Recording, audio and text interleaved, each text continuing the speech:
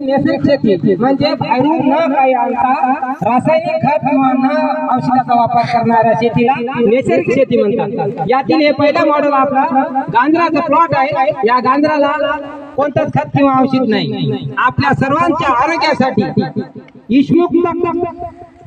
ईशमुक्त अन्न ही काळाची गरज आहे आणि त्यासाठी ही शिवर फेरी घेतलेली आहे। आपल्या इतिहास सर्वांना कळाव व आपल्या घरी थोडं थोडं का होईना ईशमुक्त अन्न कसं तयार करता येईल यामध्ये सर्व विद्यार्थ्यांनी आज शिवर फेरीमध्ये शिकावं व आपल्या घरी जाऊन हे थोडं थोडं करावं। पहिल्यांदा सुरू आपले हे गांजराचा प्लॉट आहे। आता इथून निघणाऱ्या प्रत्येक प्लॉट मध्ये थोडी थोडी माहिती आपल्याला भेटेल। याच्यामध्ये सर्व पीक आहेत। एक गांजरा, टमाटे, वांगे, मुळा, गवार, थोडं बाग, चेरी, टमाटे, आवरा, कोथिंबीर, मेथी, पालक सर्वच आपल्याला बघायला भेटेल। कारण आरोग्याला आपल्याला हेच सर्व चांगलं आहे। धन्यवाद। चला, माझे नाव विश्वनाथ गोविंदराव होळगे, नैसर्गिक शेती करणारा शेतकरी।